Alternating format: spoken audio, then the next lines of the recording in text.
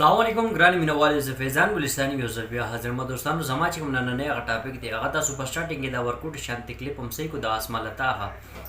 د دې دا سندره تاسو واورېدله چې زم د خدای لوفره یم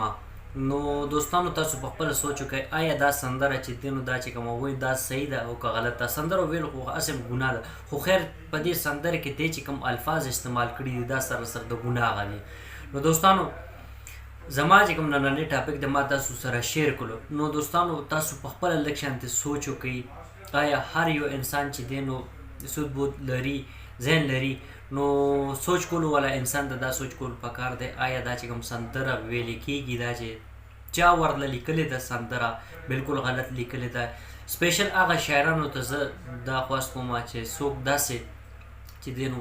د اسلام هغه حوالې سره په سندرو کې چې دی نو خبرې راولي بالکل سره سر ګناه ده ګوره سندره چې دی نو په دې کې اسم سندره خو ګناه ده سندره ثواب کار خو نه دی د ګناه کار دی او بیا تاسو په دې کې داسې الفاظ راولئ د الله نوم پکې راولي بیا چې دی نو زیاتره دا د کفر هغه خبرې په دې کې راځي نو دا سره سر ګناه دی نو زه هغه شاعرانو ته هم دا خواست کوم چې مهرباني وکړئ تاسو دې شیزونو نه پرهیز وکړئ اجتناب وکړئ